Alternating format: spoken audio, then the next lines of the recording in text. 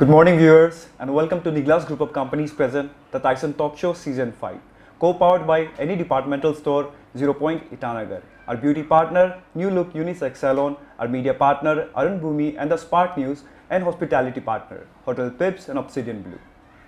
Please welcome a very multi-talented personality today in our guest. He started as a dancer to becoming a choreographer, a photographer, a videographer, and judges many events and talent shows of our state, Arunachal Pradesh. Please welcome Karkan Riba. Hello Karkan. Hello. And welcome to Tyson Talk Show. Thank you. तो आपका कैसा जा रहा है दिन? अभी सीधा zero से पहुंचा है तो बहुत गर्म लग रहा है ईटानगर पहुंच के। Okay, and Zero आपका क्यों जाना हुआ? आप you not from Zero originally? या बेसिकली मेरा जो वाइफ का पोस्टिंग है वो जीरो में है। Okay, okay. तो वहाँ आना जाना लगा रहता है। And you live here? Doimukh में रहता है। Okay. Born and brought up Itanagar में हुआ बट हाईवे में घर चला गया 2018 को। तो दोईमुख शिफ्ट हो गया। Okay, so a loving husband and a loving father because you're a father of two. या तो Zero फिर तो आपका रेगुलर रहेगा Yes, होगा। yes, So how did dancing happened? आप क्योंकि now you choreograph so many groups and अलग-अलग events के लिए you are also a judge, but how did the dancing start? आजकल तो ये ट्रेंड चलता नहीं आई थिंक, बट हम लोग का समय में ऐसा था कि हम लोग को इतना स्टेज नहीं मिलता था परफॉर्म करने में। तो जब हम लोग छोटा था हम लोग क्या करता था, कॉलोनी में जो पूजा होता था, दुर्गा पूजा हो गया, विश्वकर्मा पूजा हो गया, तो हम लोग वहाँ पे डांस करता था। और ये जो इंटरेस्ट है प्रभु देवा को देख के लगा। उसका जो नया नया गाना रिलीज हुआ था मुकाबला, तो उसको देख के हम लोग का ज़माना में सिर्फ सुबह सुबह वो रंगोली या चित्रहार को रुकना पड़ता था। तो उसमें जो वीडियोस चलता था उसको देख के हम लोग सीखता था। तो उसी को देख के इंटरेस्ट, मतलब डांसिंग में थोड़ा सा इंटरेस्ट आया। और फिर करते करते बचपन से ही कभी रेडियो में गाना गाता था छोटा में, और बहुत सारा डिपार्टमेंट लोग का प्रोग्राम में परफॉर्म करता था बचपन से ही। बट टर्निंग पॉइंट जो लाइफ का है वो हुआ नचले जीरो से स्टार्ट। और ऐसे भी नहीं था कि हमको वो कंपटीशन में जाके जीतना है, तो स्टोरी थोड़ा सा लंबा है। तो हम एक्चुअल में बचपन से कभी हम हॉस्टल नहीं बैठा है।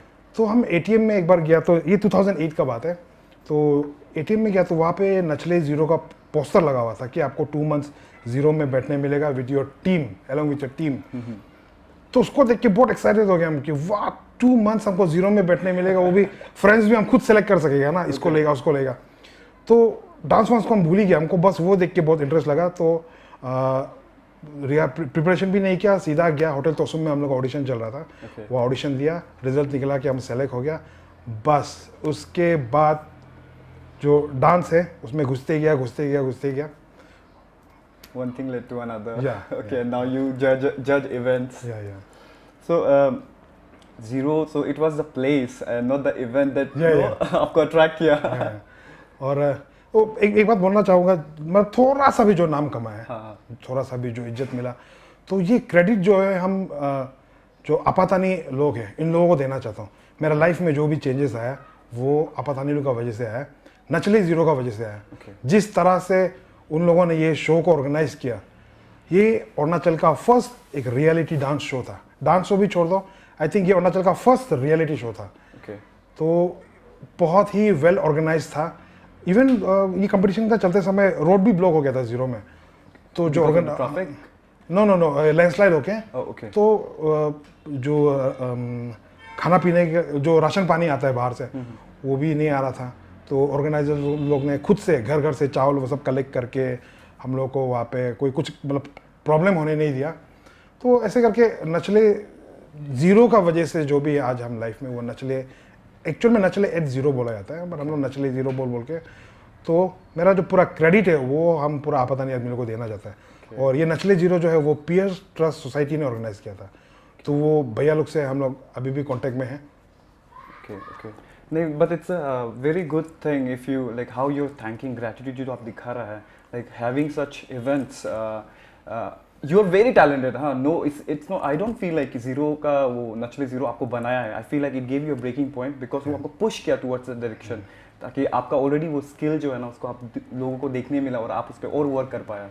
So you also आपकी खुद का एक लिंक करके है team that you organises different artist को एक साथ लाके, तो ऐसे जस्ट लाइक नचले ज़ीरो एक इवेंट होना कितना इम्पोर्टेंट है, तो यू ऑल्सो हैव लिंक, तो उस पर आप लोग क्या क्या करता है? फिलहाल तो हम लोग अभी हम लोग का जो लिंक है उसमें हम लोग अभी मतलब कुछ काम अभी रुका हुआ है, मतलब रखा हुआ है। एक्चुअली हम लोग एक नॉन प्रॉफिटेबल एक एनजीओ है हम लोग का था कुछ साल पहले, द ग्रीन पायनियर्स करके, तो हम लोग उसका मेंबर था। तो मेंबर होने का साथ साथ उसमें हम लोग काम करते करते बहुत सारा और भी बाकी मेंबर्स लोग से हम लोग इंटरेक्ट हुआ, बात हुआ, एक अच्छा फ्रेंड सर्कल बन गया हम लोग का। तो उसमें ऐसा था कि हम नोटिस करता था कि वहाँ में जिसका साथ मेरा अच्छा बॉन्डिंग हो गया, वो लोग बहुत ही मेहनती है, बहुत ही टैलेंटेड भी है, स्मार्ट भी है, लेकिन वो लोग को एक चीज़ वो लोग का दिमाग में था कि वो लोग अनएम्प्लॉयड है। हर समय वो लोग का यही दुख रहता था कि हम लोग अनएम्प्लॉयड है, हम लोग के पास कोई जॉब नहीं है। तो ये एंटरटेनमेंट बिजनेस में हम बहुत साल से हैं, फील्ड में बहुत साल से है, और पहले मतलब ऐसे बॉस नहीं करा, अपने बारे में बता रहे नहीं है, बट ये चीज़ में मेरा नॉलेज अच्छा है। तो ईटानगर में स्पेशली खास करके कुछ भी इवेंट होने से उसका ऑर्गेनाइजर्स पहले हमको फ़ोन करता था कि हमको एक सिंगर चाहिए, कुछ सजेस्ट करो, कोई डांसर चाहिए सजेस्ट करो। तो मेरे दिमाग में आया कि इसी चीज़ को हम एक प्रोफेशनल वे में ले जाता है। तो हमने मेरा जितना फ्रेंड्स लोग है तो सबको बुला के हमने एक मीटिंग किया और हमने एक टीम बनाया, इवेंट कम आर्टिस्ट मैनेजमेंट टीम लिंक बोल के। तो उसमें हम सब ने मिलकर काम किया और बहुत लकी था कि जैसे हम लोग ने ये काम शुरू किया तो बहुत सारा बड़ा बड़ा इवेंट्स हम लोग को मिलने शुरू हुआ। और ऐसे करके धीरे धीरे क्या हुआ कि किसी का जॉब लग गया, कोई यहाँ से अलग जगह शिफ्ट हो गया। तो उसका चलते बहुत साल तक अकेला काम किया, करते करते अभी फिलहाल लिंक जो है वो उसको रुका के रखा हुआ। Okay but you are planning on having more work on उनके थ्रू, लिंक के थ्रू? यस, जिस तरह से आर्टिस्ट लोग का मैनेजमेंट हो रहा है, हाँ। हम बाहर का आर्टिस्ट का बात नहीं कर रहे हैं। अरुणाचल का जो आर्टिस्ट लोग है बहुत मिसमैनेजमेंट टाइप का है, मतलब अभी भी वही चल रहा है कि आप आओ परफॉर्म करो, कोई श्योरिटी नहीं है कि उसको पेमेंट कितना मिलेगा, पेमेंट मिलेगा कि भी नहीं मिलेगा। और एक प्रॉपर वे में आर्टिस्ट लोग को हैंडल करने के लिए आर्टिस्ट लोग के पास इतना बजट भी नहीं है कि वो एक अपना एक मैनेजर रखे या पीआर रखे।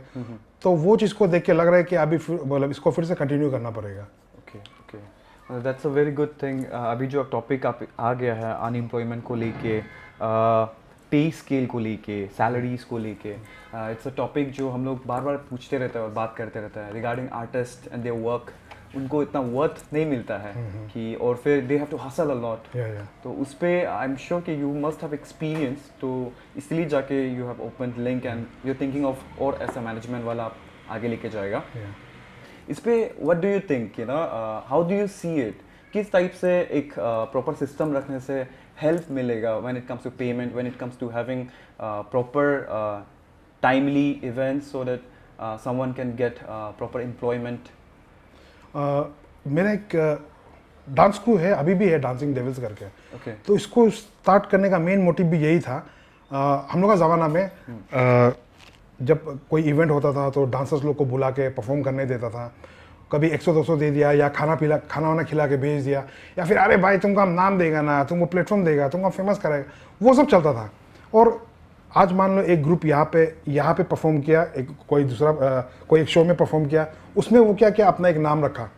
फिर वो दूसरा जब शो में परफॉर्म किया तो फिर वो उसमें दूसरा नाम रखा। तो ऐसे करते करते इन लोगों का अपना एक पहचान ही गायब हो गया। तो हमने क्या किया, जैसे नचले ज़ीरो ख़त्म हुआ, उसका जो मेन पार्टिसिपेंट्स था उन लोगों को हमने कलेक्ट किया।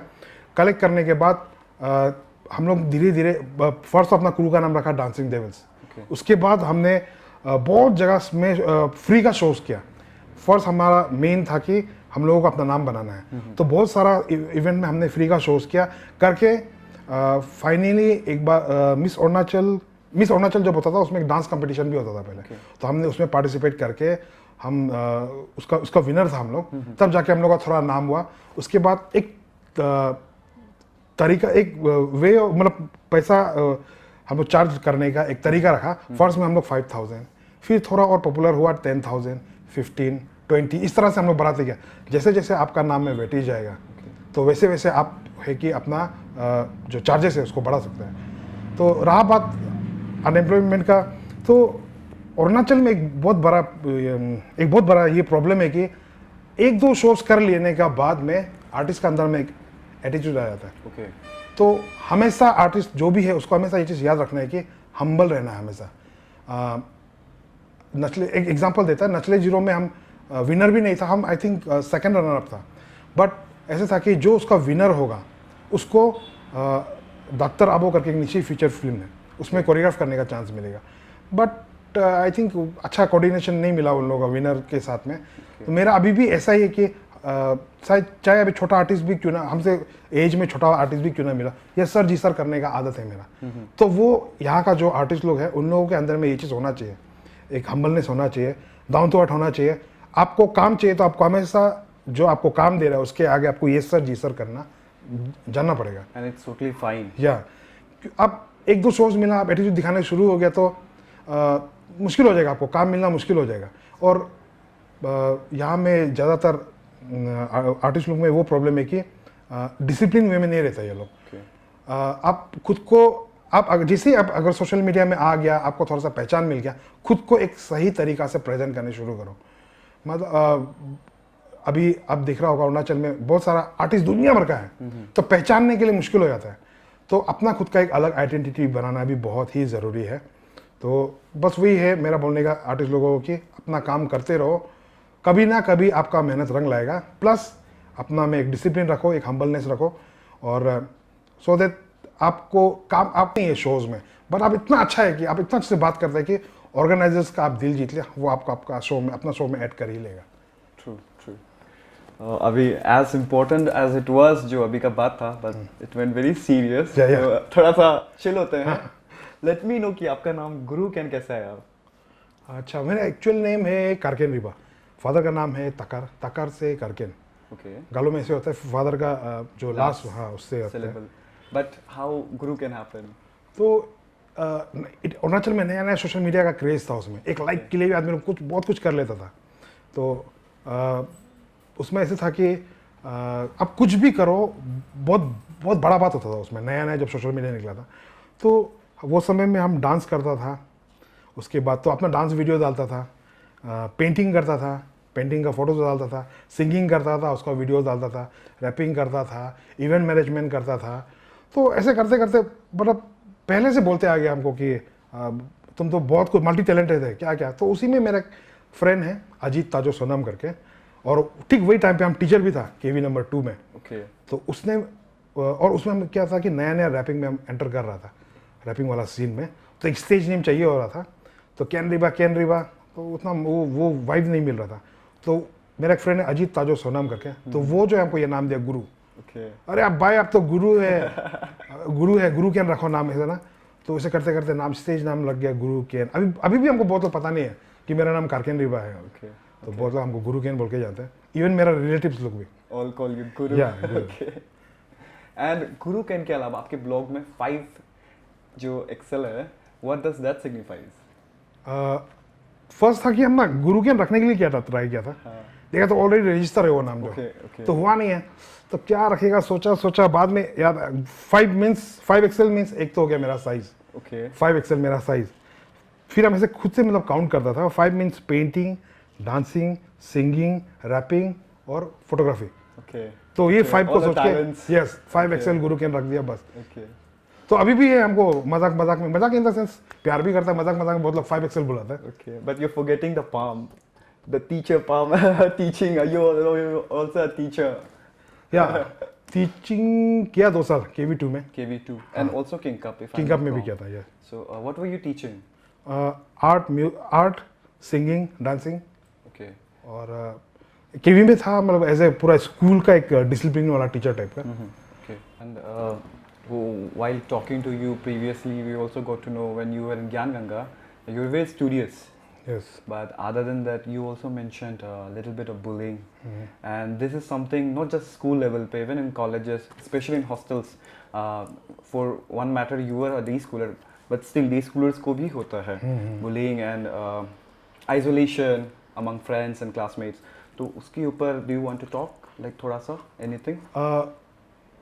पता नहीं मेरा शक्ल ऐसा है ना, आदमी हमको बहुत लोग देखना पसंद नहीं करता है।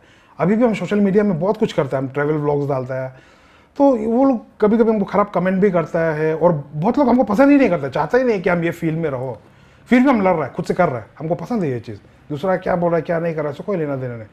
तो उसी तरह स्कूल समय में भी हम, पता नहीं मेरा फेस में क्या लिखा, हमको कोई पसंद नहीं करता था, हमेशा कोई मारेगा, इवन गर्ल्स लोग भी आके हमको बुली करके चला जाता था। एक इंसिडेंट हमको अभी भी याद है, आई थिंक 2 या 3 ईयर्स तक हम, मतलब 2-3 साल तक मेरा दीदी का पुराना स्कूल बैग को लेके हम जाता था, जो बहुत ही ख़राब हो चुका था, और घर का वो फाइनेंशियल कंडीशन इतना अच्छा भी नहीं था। तो मेरा फादर जो है, फिर बुलिंग से फिर पिताजी में आ गया। वो जो अरुणाचल का फर्स्ट आर्टिस्ट है, पेंटिंग वाला आर्टिस्ट, वो जो स्टेचू बनाया वो भी मेरे फादर ने बनाया। तो वो समय समय में अरुणाचल को रिप्रेजेंट करके दिल्ली में वो टैब्लू बनाने जाता था। तो एक बार वो दिल्ली से आया तो मेरे लिए एक बैग लेके आया, वो बहुत सुंदर था बैग, जो बहुत अच्छा था, हम भी खुश हो गया, इतना साल का बाद एक नया बैग मिला। तो जब हम उसको लेके क्लास में गया तो होल क्लास जो है उसको नोटिस किया कि हम एक नया बैग लेके आए। फिर हम कुछ समय के लिए बाथरूम के वापस आए तो वो पूरा ब्लेड से कटा हुआ था। तो हमको देख के इतना दुख लगा कि यार हम क्या गलती कर दिया। तो नेक्स्ट डे से फिर वो पुराना बैग लेके गया और हमको मारता था। अब ऐसे था कि ट्राइबल लड़का को डोज करने करेगा तो बुली करता था। तो हम क्या करता था, नॉन ट्राइबल जो नॉन अरुणाचली है वो लोग का साथ में रहता था, वो लोग तो हमेशा पढ़ाई पढ़ाई पढ़ाई, तो हम भी वो लोग के साथ रह रहे कि हम भी सोचे कि पढ़ाई पढ़ाई पढ़ाई, वो लोग के साथ में हम कंपटीशन करता था। और इतना पढ़ाई में अच्छा था कि हमको इवन कभी क्लास में कुछ टीचर लोग बुला के स्टाफ रूम में अच्छा से मेरे साथ बात करता था कि पेरेंट्स क्या करता है, वो क्या करता है। तो बहुत बुली किया हमको, खुद अपना ट्राइबल लड़का लोग ने स्कूल में बहुत मारा भी है। तो ऐसे होके देखो, अभी भी हम ऐसे है कि अगर हम किसी को हम तो लड़ाई वड़ाई से बहुत दूर रहता है, पर जब देखता भी है ना वीडियोस में कि किसी को आप मारना और लड़ना इज डिफरेंट थिंग। लड़ना मीन्स आप और हम दोनों फाइट कर रहे हैं, बट मारना ऐसे कि आपको हम मार रहे हैं, आप जो चुपचाप सह रहे हैं उसको, तो वो वीडियो ना हमसे देखा नहीं जाता, बहुत दुखी लगता है कि उसका अंदर में अभी क्या फीलिंग्स आ रहा होगा बेचारा ना, सब देख रहा है उसको, क्या शर्म फील आ रहा होगा। हम ये सब चीज़ से ना काफ़ी दूर है, मारपीट से, किसी को बुली करना है, सबसे काफ़ी दूर है। हमसे एक बार हुआ भी था कि किसी को हम गलती से मार दिया। यू वोंट बिलीव, हम जब बासार में 1 साल पढ़ रहा था तो बुद्धू जैसे क्या फाइट में घुस गया। जबकि हम वो फाइट को रुका रहा था तो एक लड़का जो मेरा तरफ आ गया गलती से, उसका हेड जो बहुत जोर से लगा हमको, तो 1 सेकेंड के लिए सिर्फ गुस्सा आया और उसमें उसको पंच मार दिया चेस्ट में। तो वो हॉस्पिटल भी एडमिट हो गया। वो बहुत पुराना बात था, बट तो ये इंसिडेंट होने का बाद भी हम बहुत साल तक रिग्रेट फील किया, सोचते रहे कि हम बहुत गलत कर दिया उसके लिए ना। तो आप भरोसा नहीं करेगा, बहुत साल के बाद हमको पता चला कि वो DN कॉलेज में पढ़ रहा है, वो आसपास में कहीं रेंट लेके बैठा हुआ। हम गया उसका रेंट को ढूंढने के लिए, रेंट में जाके उसको ढूंढ के उसे सॉरी मांगा, क्योंकि ये बुली चीज़ जो ना हजम नहीं होता है हमको। कोई कर भी रहा होगा ना तो भी हम जाके हम बीच में घुस जाएगा उसका ऐसा, और ना देख सकता है ना किसी को हम करता है, और ये करना भी नहीं चाहिए। बट अब दूसरा को दिखाने के लिए या खुद का सेटिस्फेक्शन के लिए किसी को मार के चला गया, आप तो मार के चला गया, कोई प्रॉब्लम, लेकिन वो बेचारा उसका जो मेंटल उसको जो टॉर्चर मिला है वो ऑन द स्पॉट सिर्फ नहीं, वो घर जाके भी खुद को लो फील करेगा। आप तो किसी को मजाक बना के चला गया, मार के चला गया, आपका मजाक को वो सहने नहीं सके, फेस नहीं करते, घर जाके अगर सुसाइड कर लिया ना बहुत बड़ा पाप मिलेगा, खुद भी सोच। अभी का समय में भी होता है ये सब चीज़। तो कोई अगर मेरा ये वीडियो देख रहा है, टाइसन टॉक शो का ये एपिसोड देख रहा है, तो रिक्वेस्ट करता है कि ऐसे मत करो प्लीज़, कर्मा याद रखो, कर्मा। मैं ऐसे ही मतलब बात का बात आपको हम बोल रहे हैं, आप इसको बुली करके आप स्कूल समय में पिट दिया, बहुत ख़राब से मार दिया, आप तो खुद को हीरो लग गया होगा। कुछ साल के बाद मान लो आपका एक ऐसा जगह में पोस्टिंग हो जाता है जहाँ में आप किसी को नहीं पहचानते, और वही एरिया में आप रह रहा है, आपको कुछ मेडिकल इमरजेंसीज हो गया, आप वो एरिया का जो मेडिकल में जाता है, जिसको आप बचपन में बुली किया था वही आपका डॉक्टर है, आप कैसे फेस करेगा।